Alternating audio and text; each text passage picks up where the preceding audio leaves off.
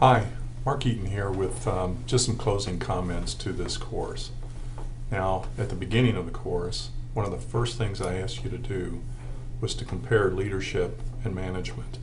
So I'd like to close this course by circling back and giving you John Carter's view of that.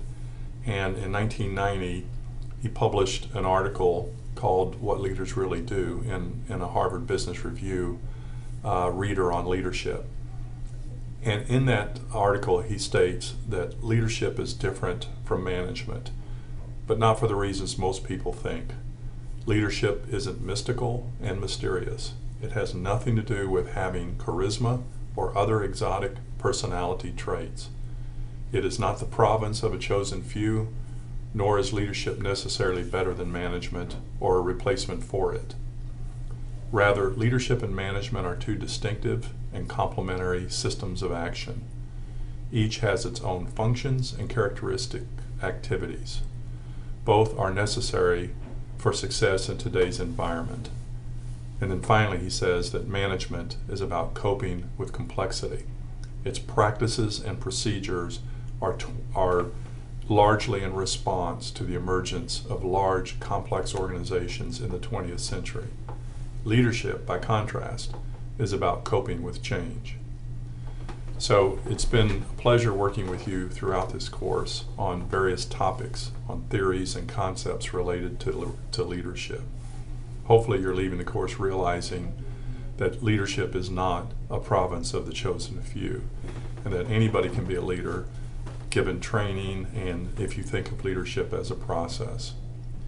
Now, as we close this course, there's several things left for you to do. Besides the normal assignments for this last part of the course, you'll need to complete your final exam if you haven't done so already. And like the midterm, it'll only cover 2 parts of the course and it'll be an open book but timed exam. The second thing is a peer review. With the tools that we've been using, such as with Google Docs and Google Apps, I'm able to see the level of participation by everybody. But a lot of things happen outside of those tools. So this is your opportunity to really highlight something that one of your peer members on the team may have done to really largely contribute to the effort. I'll send that out in a personal survey that will go out to you by email. And if you'll respond to that by the end of the course, that would be great. I can then factor that into the final grading of the course.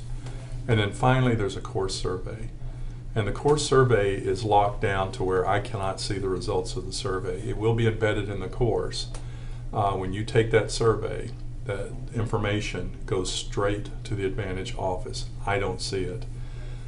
They filter it, they remove your name, they give me the statistics later, they give me comments that you may have entered, but I don't know who those comments are from.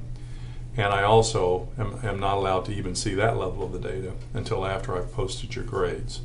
So you really can submit feedback anonymously that will help us improve this course as well as other online courses and even class-based courses at Avila University. So it's been a pleasure working with you, and I wish you the very best in your leadership careers.